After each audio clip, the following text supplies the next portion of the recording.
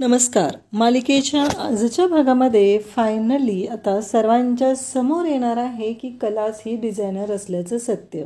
त्यासाठी रोहिणीने खूप आकांडतांडव केलेला आहे. हे सगळं शोधून काढण्यासाठी, सरोजला भडकवण्यासाठी रोहिणीनं एवढं सगळं केलेलं असलं तरीही कला ही आबांच्या मदतीने तिची बाजू सगळ्यांच्या समोर कशी मांडते हे आपल्याला या व्हिडिओमध्ये पाहायला मिळणार आहे. जेव्हा आता सरोजला या सगळ्या गोष्टी समजतात आणि मग इकडे सरोज ही अद्वैतकडे येते आणि अद्वैत सरोज सर्वजण घरी येतात. आणि आता घरी आल्यानंतर अद्वैत कलाला विचारतो की ह्या डिझाईन कोणी काढलेत. तेव्हा आबांनी आता सरोजला कलाला सल्ला दिलेला असतो. आणि मग आबांनी सांगितल्याप्रमाणे सगळ्यांच्या समोर कला सांगते की हो, मीच काढलेले आहेत. जेव्हा आता कला असं सांगते तेव्हा अद्वैतला धक्का बसतो. अद्वैत म्हणतो की तू माझ्याशी खोटं बोललेली आहे, माझ्यापासून लपून हे काम केलेलं आहेस. तेव्हा कला सांगते की हो. तेव्हा अद्वैत म्हणतो आता तू खोटं तर बोललेले आहे, त्याची शिक्षा तर तुला भोगावीच लागणार आहे. त्यावेळेस अद्वैत तिला म्हणतो की यापुढं या डिझाईन काढायच्या नाहीत. असं बोलल्यानंतर इकडे अद्वैत जेव्हा असं म्हणतो तेव्हा कला म्हणते की काढणार, मी या डिझाईन काढणार. तुला घ्यायच्या नसतील तर तू नको घेऊस, त्याने मला काहीच फरक पडत नाही. कारण मी या डिझाईन काढणार, मी बनवणार, त्या घ्यायच्यात की नाही हा प्रश्न तुझा आहे. असं जेव्हा अद्वैतला कला सांगते तेव्हा सगळ्यांनाच धक्का बसतो. सगळ्यांच्या समोर कलाने स्पष्टपणे आणि तिचं मत सगळ्यांच्या समोर मांडलेलं असतं. कलाने सांगितलेलं असतं की काहीही झालं तरी मी माझं काम कधीच बंद करणार नाही. कारण यासाठी कलाने आबांचा सल्ला घेतलेला असतो आणि आबांनी तिची समजूत घातलेली असते. आबांनी तिला सांगितलेलं असतं की हो, काहीही झालं तरी हे सगळं असंच घडणार आहे. असं कला जेव्हा सांगते तेव्हा सगळेजण थक्क होतात. पण त्याहीपेक्षा मोठा धक्का बसतो तो म्हणजे रोहिणीला. तिला खूप मोठा राडा करायचा असतो, पण राडा काही होत नाही. एवढे पुरावे गोळा करूनही रोहिणी मात्र तोंडावरच पडलेली असते. तर हे सगळं कसं होतं हे आपल्याला या व्हिडिओमध्ये पाहायला मिळणार आहे. त्यासाठी हा व्हिडिओ शेवटपर्यंत पहा. तर इकडे आता सरोजच्या केबिनमध्ये रोहिणी येऊन बसलेली आहे आणि रोहिणी म्हणत असते की सरोज वहिनी, तुला माहिती आहे का, तुला असं वाटतं ना या सगळ्याची तू मालकीण आहेस, या ऑफिसमध्ये सगळं तू बघतेस, सगळं तुझ्या म्हणण्याप्रमाणे होतं. पण एक गोष्ट लक्षात ठेव, या ऑफिसमध्ये अशाही गोष्टी घडत आहेत की ज्याबद्दल तुला काहीही माहिती नाही. असं म्हटल्यानंतर इकडे सरोजला धक्का बसतो. सरोज विचार करू लागते नक्की असं काय घडलेलं आहे, म्हणजे मला माहिती नाही असं काय घडतंय, हा प्रश्न सरोजला पडलेला असतो. तेव्हा सरोज विचार करू लागते. सरोज म्हणते की असं काय घडतंय. तेव्हा रोहिणी म्हणते तुला माहिती आहे का, नवीन डिझायनर अपॉइंटमेंट झाला आहे आणि त्या डिझाईन कोण बनवते. तेव्हा सरोज म्हणते म्हणजे तुला काय म्हणायचं आहे काय. त्यावर रोहिणी म्हणते की मला काय म्हणायचं आहे हे तुझ्या चांगलंच लक्षात आलेलं असेल, पण तुला जाणून घ्यायचं नसेल की मला काय म्हणायचं आहे ते. असं जेव्हा रोहिणी सरोजला सांगते तेव्हा सरोज म्हणते म्हणजे. तेव्हा सरोजला अजूनही काही कळलेलं नसतं की ही रोहिणी बोलते कशाबद्दल नक्की, हा प्रश्न सरोजला पडलेला असतो. तेव्हा रोहिणी सांगते की हो थांब, मी तुझ्याकडे पुरावेच देते तेव्हा तुझ्या लक्षात येईल.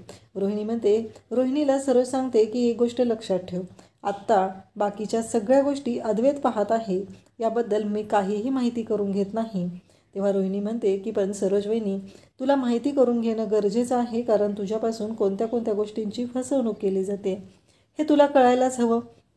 असं म्हणता क्षणी रोहिणी आता राहुलला बोलवून घेते आणि राहुलला म्हणते आतापर्यंत ज्या डिझाईन अप्रूव्ह केल्या जात आहेत त्या सरोज वहिनीला दाखव. आता राहुलला पण खूप आनंद झालेला असतो. एकतर रोहिणीला अद्वैत खोटं बोलतोय आणि अद्वैत तुला फसवतोय ही गोष्ट पण सरोजच्या पुढं आणायची असते, म्हणून तिने हा सगळा घाट घातलेला असतो, हा सगळा राडा करायचं ठरवलेलं असतं. आणि तिने आता इथे सगळ्यांच्या समोर आणते की ते बघ, म्हणजे सरोजच्या समोर आणते की ते बघ अद्वैतही तुला खोटं बोलत आहे, अद्वैतही तुला फसवत आहे, हे सरोजच्या समोर आणायचं तिनं ठरवलेलं असतं. त्यावेळेस मात्र इकडे सगळ्यांनाच धक्का बसतो, कारण सरोजने काही केलं तरी आता सरोज निर्णय घेणार आहे या गोष्टी तर सगळ्यांनाच माहिती असतात. आणि त्याचमुळं रोहिणीनं जो काही राडा घातलेला आहे त्यासाठी आता राहुल तिथं रोहिणीची साथ देत असतो.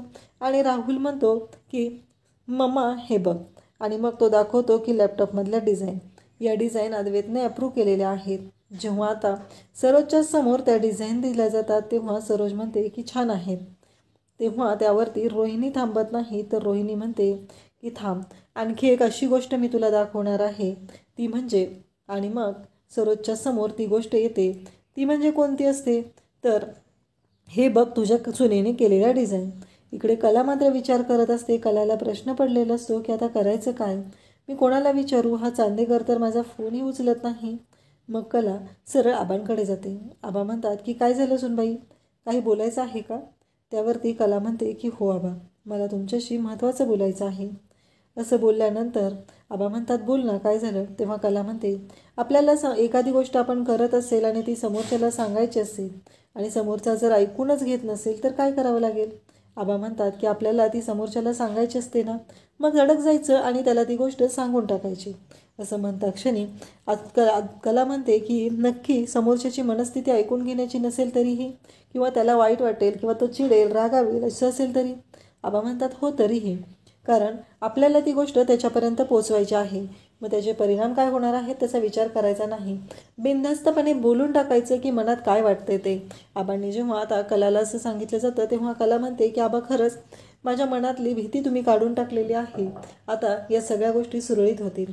आबा मात्र कलाला तिचं स्वातंत्र्य देतात. तिला विचारत नाहीत की नक्की तिला काय बोलायचं आहे, ती कशाबद्दल बोलत आहे याबद्दल आबा काहीच तिला बोलत नाही. आबा मात्र तिचा रिस्पेक्ट करतात. या सगळ्या गोष्टी पाहून कलाला खूप आनंद होतो, कला खुश होते. त्यानंतर आता कला ठरवते की काहीही झालं तरी आता मी चांदेकरला सगळं सांगून टाकणार आहे. आबांनी कलाला योग्य सल्ला दिलेला असतो आणि कला त्या सल्ल्याप्रमाणेच आता निर्णय घेणार असते.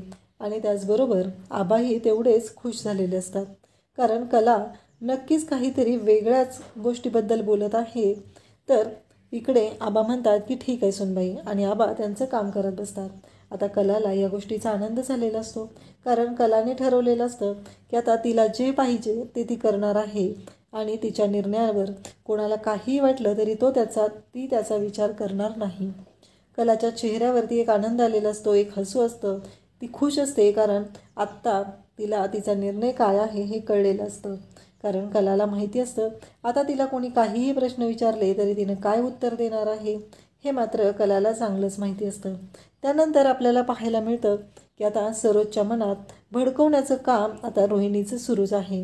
ती सरोजला म्हणते की बघितलंस का, म्हणजे इतके दिवस झालं एवढ्या डिझाईन काढल्या जातात, तुझी सून डिझाईन काढते पण हे तुला माहिती नाही आहे. सरोज वहिनी, तू ऑफिसमध्ये असताना तुझ्यासमोर हे जे काही घडतंय त्याचा तू विचार केला आहे का. सरोज आता त्या डिझाईन पाहते आणि सरोजला धक्का बसतो. सरोज म्हणते की मी आत्ताच्या आत्ता जाऊन अद्वैतला विचारणार आहे. तेव्हा रोहिणी म्हणते की अगं सरोज वहिनी थांब जरा, तुझ्या लक्षात येते का, अगं तू समजून घे जरा, तुझ्याकडे जर पुरावा नसेल तर काहीच उपयोग होणार नाही. कदाचित अद्वैतची बायको आहे ती अद्वैत डिझाईन अप्रूव्ह करतोय, आत्तापर्यंत इतक्या डिझाईन अप्रूव्ह झालेल्या आहेत आणि अद्वैतला माहिती नाही असं होईल का. अद्वैतला पण ह्या गोष्टी माहिती असतील ना, मग त्याने तुझ्यापासून मुद्दाम लपवले असतील तर. आता रोहिणीने सरोजच्या मनात अद्वैतबद्दलही राग निर्माण करण्याचं, अद्वैतविषयी भडकवण्याचं काम केलेलं असतं आणि ती म्हणालेली असते बघितलं का, बायकोच्या नादी लागून तुझा मुलगाही तुझ्याशी खोटं बोलायला लागलेला आहे. जेव्हा हे रोहिणी बोलते तेव्हा सरोजला धक्का बसतो. सरोज म्हणते कसं शक्य नाही, अद्वैत माझ्याशी कधीच खोटं बोलू शकत नाही, हा विश्वास सरोजला असतो आणि सरोज इकडे तेच बोलत असते. त्यानंतर आपल्याला पाहायला मिळतं की इकडे काजल तयार झालेली असते आणि ती आता पुन्हा कॅफेमध्ये जायला निघत असते. तेव्हा मात्र इकडे सोहम आणि सोहम काजलला म्हणतो की कुठं निघालीस तू. तेव्हा काजल म्हणते कामावर जायला नको का, मला कामावर जावं लागतं आणि तिथं मी एक दिवस जर नाही गेले तर माझी तिथली सुट्टी पकडली जाते आणि माझा पगार कापला जातो. त्यावरती लगेच सोहम म्हणतो अगं पण तुला अजून बरं वाटत नाही आहे, तू कुठे जाणार आहे. तेव्हा संगीत पण तिथं आलेली असते, ती पण म्हणत असते की हो तो सोहमराव बरोबर सांगत आहेत, अगं काजू तुझी तब्येत ठीक नाही आहे, तू कुठे जाणार आहे. तेव्हा काजल त्या दोघांची समजूत घालू लागते. त्यांना म्हणते की माहिती आहे ना कलाताई काय केलं असतं, कलाताई पण गेलीच असती ना, मग मी कलाताईप्रमाणेच करत आहे. तेव्हा संगीताला मात्र ही जोडी खूप आवडते. संगीता म्हणते, खरंच छान दिसतोय जोडा. कारण काजल म्हणालेली असते, तुला एवढीच माझी काळजी आहे ना, तर कॅफेमध्ये मला सोडायला चल, असं म्हणत काजल सोहमला घेऊन गेलेली असते. पण संगीता म्हणते, नाही बाई, माझ्या दोन्ही पोरींच्या बाबतीत जे घडलेलं आहे ते तिसऱ्या पोरीच्या बाबतीत नको आहे मला, असं म्हणत ती डोक्यातून विषय काढून टाकते. त्यानंतर आपल्याला पाहायला मिळतं की इकडे मात्र संगीता त्याचबरोबर काजल आता शांत होतात. अद्वैत हा फोन पाहत असतो, तो मीटिंगमध्ये असतो, त्याला फोनवरती फोन येत असतात. तर त्याला कला फोन करत असते, म्हणजेच अति आगाऊ. त्यानंतर इकडे आपल्याला पाहायला मिळतं की अद्वैत ते कॉल कट करतो, कारण त्याची महत्त्वाची मीटिंग चालू असते. आणि अद्वैत विचार करू लागतो की हे काय चाललंय नक्की. त्यानंतर कला पुन्हा कॉल करते. कलाचं असं म्हणणं असतं की माझे काहीतरी महत्त्वाचे कॉल आहेत ना, मग उचलायला पाहिजेतच. पण इकडे कलाच्याही लक्षात येत नाही की अद्वैत ही महत्त्वाच्या कामामध्ये असू शकतो. परंतु कला मात्र वारंवार त्याला फोन करत असते. अद्वैत म्हणतो, मी एकदा कॉल कट केला आहे, दोनदा कॉल कट केला आहे, हिच्या लक्षातच काय येत नाही आहेत गोष्टी. हिला का वाटत नाही आहे की मी महत्त्वाच्या कामात असेल, मग ही का वारंवार मला फोन करते, हा प्रश्न अद्वैतला पडलेला असतो.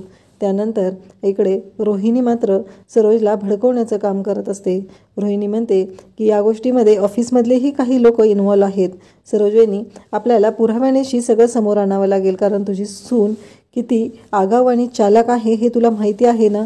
त्यामुळं त्या लोकांचीही मी माहिती काढलेली आहे, मी सगळे पुरावे गोळा केलेले आहेत आणि मगच तुझ्यासमोर आलेले आहे, असं रोहिणी सांगत असते. त्यानंतर आपल्याला पाहायला मिळतं की आता सरोज म्हणत असते, म्हणजे तुला काय म्हणायचं आहे काय रोहिणी. तेव्हा रोहिणी म्हणते, हो, मला काय म्हणायचं आहे ते तुझ्या चांगलंच लक्षात येईल, पण आधी मला तुझ्यासमोर पुरावे तर देऊ दे. आणि ती म्हणते की मी त्या व्यक्तीला इथे बोलवून घेतलेलं आहे. सरोज खूप चिडलेली असते. तेव्हा आता रोहिणी राहुलला म्हणते की राहुल, तुझा मी बोलते वहिनीशी, तू एक स्ट्रॉंग कॉपी सरोज वहिनीसाठी पाठवून दे, असं तिनं सांगितलेलं असतं. त्यानंतर आपल्याला पाहायला मिळतं की स्ट्रॉंग कॉपी मागवलेली असते आणि सरोजबरोबर आता पुन्हा रोहिणी बोलू लागते. रोहिणीला असं म्हणायचं असतं की काहीही झालं तरी तुझी सून आहे ती कोणत्या लेवलला जाऊ शकते हे तुला चांगलंच माहिती आहे. त्यामुळं काहीही झालं तरी तू जरा विचार कर, तिच्याशी डील करताना जपून डील कर, असं इकडे सरोजला ती सांगत असते. परंतु सरोजने आता ठरवलेलं असतं की काहीही झालं तरी मी विचारणार आहे नक्की हे सगळं काय चाललेलं आहे, हे सगळं कोणामुळं होतं आहे, हा प्रश्न तर मी विचारणारच आहे, असं सरोजने ठरवलेलं असतं. पण रोहिणी म्हणते की थांब, आपल्याकडे पुरावे असले पाहिजेत. आता मी ती जी मुलगी आहे ना या सगळ्यामध्ये इन्व्हॉल्व, ऑफिसमधली, तिला बोलवून घेते, असं म्हणत ती सरोजला सांगते की आपण पुरावे गोळा करूया आणि मग तिच्या पुढे जाऊया, नाहीतर तुझी सून हा सगळा आपला प्लॅन उधळून लावेल, कारण तिने आबांना पण गुंडाळलेलं असेल आणि परत आबांचा तुला ओरडा खावा लागेल सरोजवेनी, असं ती म्हणते. आणि मग आता कॉफी आणायला सांगितली जाते. कॉफी घेऊन तो येतो आणि मग सरोजला कॉफी दिली जाते. पण तरीही सरोज मात्र अजून शांत झालेली नसते. सरोजची चिडचिड सुरूच असते. रोहिणी मात्र तिला भडकवण्याचा प्रयत्न करत असते, कारण तिला काहीही करून अद्वैतच्याबद्दलही तिला भडकवायचंच असतं, म्हणून तिनं हे सगळं केलेलं असतं. एक गोष्ट लक्षात ठेव, तिने अद्वैतलाही गुंडाळलेलं आहे आणि अद्वैत पण तिच्यासाठी तुझ्याशी खोटं बोललेलं आहे. ही गोष्ट वारंवार सरोजच्या समोर रोहिणी आणत असते आणि दाखवून देत असते, बघितलंस ना, अद्वैत पण आता तुझ्याशी खोटंच बोलायला लागलेलं आहे. हे जेव्हा सरोजला रोहिणी सांगते तेव्हा रोहिणीला सरोज म्हणते की थांब, मी आत्ताच्या आत्ता जाऊन अद्वैतला जाब विचारते.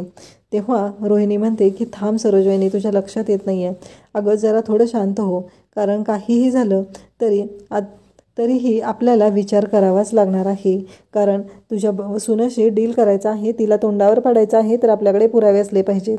आता त्या ऑफिसमधल्या मुलीला मी इथं बोलवून घेते आणि सगळ्या खरं आणि खोटं हे तुझ्यासमोरच होऊन जाईल आणि त्याचबरोबर आपल्याकडे एक प्रूफही राहील, आपण जे सगळ्यांच्या समोर आबांच्या समोर देऊ शकू. त्यावेळेस सरोज म्हणते ठीक आहे. आणि आता रोहिणीने इकडे सानिकाला बोलवलेलं असतं. तेव्हा सानिका म्हणते, बोला मॅडम, तुम्ही मला बोलवलं. तेव्हा सरोज म्हणते की बस सानिका. तेव्हा सानिका म्हणते, नाही ठीक आहे मॅडम, बोला तुम्ही. तेव्हा सरोज म्हणते की सानिका, कसं आहे, सगळं छान चालू आहे ना, तुला माहिती आहे ना मी आपल्या ऑफिसच्या स्टाफची तेवढी काळजी घेत असते. तेव्हा सानिका म्हणते, हो मॅडम. घरचे कसे आहेत, व्यवस्थित आहे ना सगळं. तेव्हा सानिका म्हणते की हो मॅडम. आणि त्यानंतर सरोज विचारते, अगं ती तुझी जी मैत्रीण आहे डिझाईन काढते, ती कुठे मिळाली तुला, म्हणजे ते एवढं सुंदर डिझाईन काढतेस आणि मला एक कळलं पाहिजे की ती कुठे मिळाली आहे तुला, म्हणजे तू इंटरव्ह्यू वगैरे घेतलेलेस का? तेव्हा सानिका म्हणते नाही मॅडम, माझी एक मैत्रीण आहे, तीच या डिझाईन काढते. तेव्हा सरोज म्हणते अगं त्या एवढ्या सुंदर डिझाईन काढते तर मला तिच्याशी बोललं पाहिजे, मला तिचं अभिनंदन केलं पाहिजे, एवढं छान काम करते ना ती. तेव्हा सानिका म्हणते पण मॅडम आपण तिच्याशी नाही बोलू शकणार आत्ता. तेव्हा सरोज म्हणते मला तिच्याशी बोलायचं आहे, तिला फोन लाव ना तू आत्ता. तेव्हा सानिका थोडीशी घाबरते आणि ती म्हणते की नाही मॅडम, मी आत्ता नाही लावू शकत फोन. तेव्हा सरोज म्हणते की एक गोष्ट लक्षात ठेव सानिका, तू मला नकार देतेस, आत्ताच्या आत्ता तिला फोन लावायचा, मला सगळ्या गोष्टी कळलेल्या आहेत. तेव्हा रोहिणी मात्र इकडे म्हणत असते की तुला एकदा सांगितलेलं लक्षात येत नाही आहे का? नाही, मॅडमनी काय सांगितलं ते तुला कळत नाही आहे का? ती म्हणते की आत्ताच्या आत्ता फोन लाव आणि कळलं पाहिजे कोण बोलतंय ते, फोन स्पीकरला टाकायचा आहे आणि आत्ताच फोन लावायचा, मी दुसऱ्या फोनवरती याचं कॉल रेकॉर्डिंग घेते. असं म्हणत रोहिणीने दुसरा फोन तिथे समोर ठेवलेला असतो. आणि आता इकडे सरोज बोलत असते, ती म्हणत असते की मॅडम प्लीज असं नका करू. सरोजला सानिका सांगत असते की मॅडम प्लीज असं नका करू, कारण तुम्हाला सांगायचं होतं. पण त्यावेळेस सरोज म्हणते की कोण आहे मला आत्ताच्या आत्ता कळलं पाहिजे. आणि मग त्यानंतर फोन लावला जातो आणि आता कलाला कोणत्याही गोष्टीची कल्पना दिली जात नाही आणि आता डायरेक्टली हा फोन आलेला असतो. हे पाहून लगेचच आपल्याला पाहायला मिळतं की कला बोलायला सुरुवात करते. कला म्हणते की हा सानिका बोल. आता सानिका घाबरते, कारण सानिकाला कळलेलं असतं की आता आपण पूर्णपणे पकडले जाणार आहोत. सानिका घाबरलेली असते, तिला कळत नसते की आता काय बोलू, कारण हे सगळं या दोघींच्या समोर घडलेलं आहे. सानिकाला खरं तर फोन लावायची इच्छा नसते, परंतु हे जे काय घडत असतं त्यामुळं सानिकाला आता फोन लावणं गरजेचं पडलेलं असतं, कारण तिला तिच्या नोकरीवर जाण्यावर सगळं येऊन आलेलं असतं. पण आता आपण शांत राहिलो तर. आणि मग सानिका म्हणते की हां मॅडम असं बोला म्हटल्यावर तिकडून लगेचच कला म्हणते अगं सानिका काय झालं? तेव्हा ती म्हणते की मॅडम मेल केला. तेव्हा सानिका म्हणते की हो केला, तू बघितला नाहीस का? तर सानिका म्हणते हां मी पाहिला मेल. असं म्हणत सानिका बोलायला सुरुवात करत असते. सानिका बोलत असते आणि इकडे रोहिणीने त्या फोनचं कॉल रेकॉर्डिंग केलेलं असतं, परंतु ते कॉल रेकॉर्डिंगचाही काही उपयोग होणार नसतो, कारण कलाने ऑलरेडी आबांच्या सल्ल्यामुळं रोहिणीचा बँड कसा वाजवायचा त्याची तयारी केलेली असते. आणि इकडे सानिका जेव्हा हे सगळं फोनवरती बोलत असते, कलाला पण इकडे कळत नसतं आणि कला नॉर्मली नेहमी जसं बोलते त्याच भाषेमध्ये सानिकाशी बोलू लागते. आणि त्यानंतर आपल्याला पाहायला मिळतं सानिका मात्र घाबरलेली असते आणि रोहिणी म्हणते मला सांगा त्याच्यात आता कोण आहे तुझी ही मैत्रीण? तेव्हा सानिका म्हणते की कला मॅडम. आणि हे ऐकल्यानंतर सरोज म्हणते की काय बोलतेस तू हे, आणि तू लपवून ठेवलंस? तर सानिका म्हणते मी नाही, त्यांनीच मला सांगितलं होतं हे लपवून ठेवायला, मी काहीही लपवलेलं नाही, प्लीज मला मॅडम काढू नका नोकरीवरनं. सरोज म्हणत असते की आत्ताच्या आत्ता मी तुला इथून काढून टाकत आहे, तू बघ तुझा प्रश्न आहे. तेव्हा सानिका म्हणते की मॅडम माफ करा, मला खरंच माझ्याकडनं चूक झालेली आहे. आणि आता सरोजने इकडे कॉल रेकॉर्डिंग मिळवलेलं असतं. या सगळ्यामध्ये रोहिणीचं डोकं जास्त जरा चालत असतं, कारण तिला सगळ्यांच्या समोर पुराव्यानिशी आनंदीला समोर आणायचं असतं, म्हणून तिने हे सगळं केलेलं असतं. आणि त्याचबरोबर अद्वैतकडे पण पुरावा द्यायचा असतो. जर आपण असं केलं तरच आपल्या हातात सत्ता येऊ शकते. आणि ही सरोजवहिनी प्रत्येक वेळेस माझा अपमान करत असते, तर हिलाही तोंडावर पाडता येईल असं रोहिणीला वाटत असतं. आता सानिका खूप घाबरलेली असते आणि कला पण सगळं बोलून गेलेली असते. डिझाईन पाठवलेल्या आहेत आणि त्याच्यामध्ये चेंजेस केलेले आहेत, ह्या सगळ्या गोष्टी बोललेली असते, मेल केलेला आहे हे बोललेली असते. आणि आता सरोजचा खूप मोठा भडका उडालेला असतो. सरोजला खूप राग आलेला असतो. सरोज धावतच अद्वैतच्या रूममध्ये येते आणि अद्वैतला म्हणते की अद्वैत मला आत्ताच्या आत्ता बोलायचं आहे तुझ्याशी. अद्वैतची मीटिंग चालू असते, तर सरोज आल्यामुळं अद्वैतला ती मीटिंग कॅन्सल करायला लागते. समोरच्या क्लायंटला तो बाहेर जायला सांगतो आणि तो म्हणतो आई काय झालं आहे नक्की, काय एवढी चिडलेली आहेस? तेव्हा सरोज म्हणते तुला माहिती होतं ना ती मुलगी डिझाईन देते? तेव्हा अद्वैत म्हणतो काय खरे डिझाईन देते? तेव्हा अद्वैत म्हणतो की नाही, मला शंका होती, मी प्रत्येक वेळेस तिला पकडण्याचा प्रयत्न केला पण ती शार्पपणे बाजूला झाली. तेव्हा सरोज म्हणते की हे बघ माझ्याकडे पुरावा आहे, मला सानिकाने सगळं सांगितलेलं आहे. अद्वैत म्हणतो मी सानिकालाही विचारण्याचा प्रयत्न केला होता, मान्य सानिका फोन लावून द्यायची, मी तिच्याबरोबर बोलायचो, पण मला शंका यायची, मी प्रत्येक वेळेस तिला रंगेहात पकडण्याचा प्रयत्न केलेला आहे पण ते पॉसिबल झालेलंच नाही. सरोज म्हणते की ती मुलगी आपल्याशी खोटं बोलत आली, आपल्याला फसवत आली आणि तू मात्र तिचीच बाजू घेत आहे. असं जेव्हा सरोज अद्वैतला बोलते तेव्हा अद्वैत म्हणतो, अगं आई काय बोलतेस तू, हे मी तिची बाजू घेतच नाही आहे.